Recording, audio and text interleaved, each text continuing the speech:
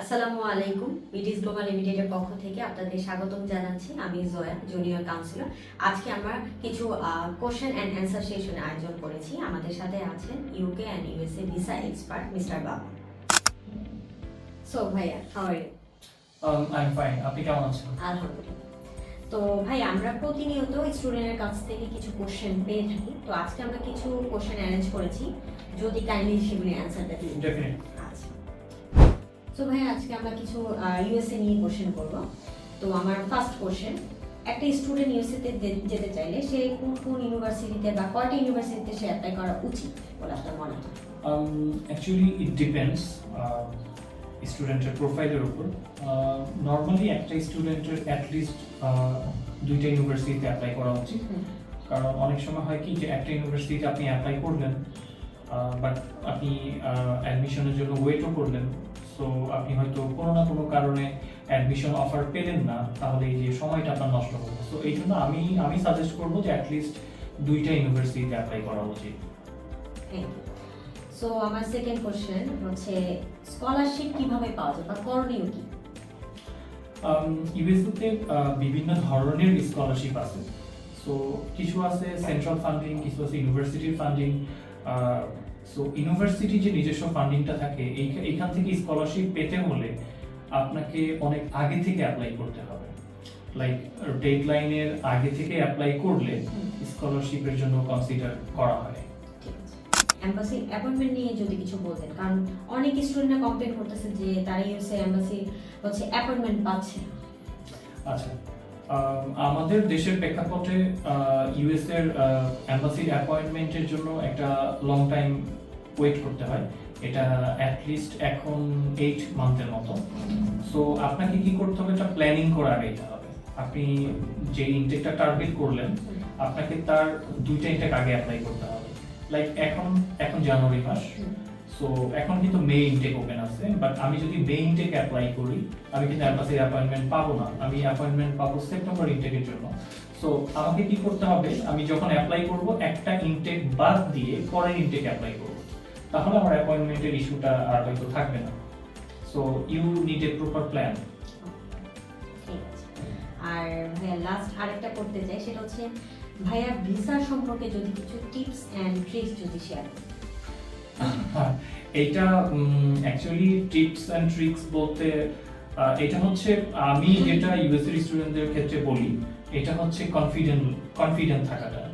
অনেক সময় হয় কি, স্টুডেন্ট যখন এমবাসি ইন্টারভিউর জন্য যায়, সো ফার্স্ট টাইম সে কোনো ফরেনারের সামনে দাঁড়ায়, সো অনেক সময় হয় স্টুডেন্টরা নার্ভাস হয়ে যায়। তো তখন কি হয়, তার যে খুব কমন যে কোশ্চেনগুলা ভিসা অফিসার করে, যে কয়টা ইউনিভার্সিটিতে অ্যাপ্লাই করছে, স্পন্সরকে, তো তার ফিউচার প্ল্যান কি, তো এই কমন কোশ্চেনগুলো অ্যান্সার তারা দিতে পারে না, ল্যাক অফ কনফিডেন্স। সো আমি বলবো যে কনফিডেন্ট থাকা, খুব লজিক্যাল ওয়েতে অ্যান্সার দেওয়া। ভিসা অফিসার যদি স্যাটিসফাই হয়, সো ভিসা পাওয়া খুব বড় কোনো ইস্যু হয় না। কিন্তু ল্যাক অফ কনফিডেন্সের কারণে অনেক সময় হয় জানা কোশ্চেনও বলতে পারে না, কথাই বলতে পারে না, তখন ভিসা রিফিউজ হয়।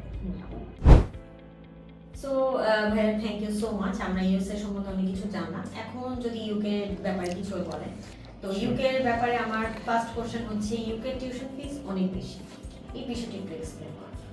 অ্যাকচুয়ালি এটা একটা ভুল ধারণা, ইউকে টিউশন ফিস অনেক বেশি না। নর্মালি আমি যদি ইউএসএ, কানাডার সাথে বা অস্ট্রেলিয়ার সাথে কম্পেয়ার করি, আপনি দেখবেন অলমোস্ট সেম। আরেকটা ব্যাপার হলো যে ইউকে মাস্টার্স এটা কিন্তু 1 বছরের। সো আপনি ইউএসএ বা কানাডাতে আপনি 2 ইয়ার্সের মাস্টার্স প্রোগ্রাম, তো ওইখানে আপনি 2 ইয়ার্সে যেই টিউশন ফিটা পে করতেছেন, আপনি কিন্তু ইউকেতে জাস্ট 1 বছরের মাস্টার্স। সো আপনি 1 বছরে কিন্তু তার থেকে বেশি পে করতেছেন না, কাছাকাছি। আচ্ছা, এন্ড সেকেন্ড কোশ্চেন হচ্ছে, ইউকেতে কি স্পাউস বা ডিপেন্ডেন্ট অ্যালাউড? ইউকেতে স্পাউস এখনো অ্যালাউড, বাট সেটা অবশ্যই আপনার রিসার্চ বেসড সাবজেক্ট হইতে হবে। লাইক নর্মাল যে কোর্স বেসড মাস্টার্স সাবজেক্ট, এইগুলোতে এখন আর স্পাউস অ্যালাউ করতেছে না। বাট আপনার যদি আপনার প্রোগ্রামটা যদি রিসার্চ বেসড সাবজেক্ট হয়, তাহলে আপনি স্পাউস নিয়ে অ্যাপ্লাই করতে পারবেন। এন্ড থার্ড হচ্ছে স্টাডি কমপ্লিট করার পর কত বছর ওয়ার্ক পারমিট পাওয়া যায়? আচ্ছা, ইউকেতে ব্যাচেলর কমপ্লিট করার পরে 1 বছরের পোস্ট স্টাডি ওয়ার্ক পারমিট পাওয়া যায়, এবং আপনি যদি মাস্টার্স শেষ করেন আপনি 2 ইয়ার্সের পোস্ট স্টাডি ওয়ার্ক পারমিট পাবেন। ঠিক আছে। এন্ড পিআর পাওয়ার পর প্রসিডিউরটা সম্পর্কে যদি একটু বলেন পিআর এর জন্য। আচ্ছা, পিআর এর জন্য হচ্ছে আপনি কিছু কন্ডিশন থাকে, লাইক আপনি স্টাডি শেষ করার পরে যখন আপনি জব করবেন, আপনার জবের একটা স্যালারি রেঞ্জ আছে, ওই রেঞ্জের স্যালারির যদি জব হয় সেটা ইয়ারলি 14,000 পাউন্ডের মতো। আপনি যদি ইয়ারলি 40,000 পাউন্ডের কোনো জব পান, আপনি পিআর এর জন্য অ্যাপ্লাই করতে পারবেন। থ্যাংক ইউ ভেরি মাচ ভাইয়া আমাদেরকে সময় দেওয়ার জন্য। তো ইনশাআল্লাহ আমরা সামনে আরো বলবো এরকম কোশ্চেন এন্ড অ্যান্সার সেশন নিয়ে। Thank you. সো স্টুডেন্ট, আগামী 31 জানুয়ারি এন্ড 1st and 2nd ফেব্রুয়ারি আমাদের অফিসে UK and USA on export assessment হতে চলেছে। আর আপনারা যারা রেজিস্ট্রেশন করেননি, নিচে দেওয়া এখনই এই লিংকে রেজিস্ট্রেশন করে নিন।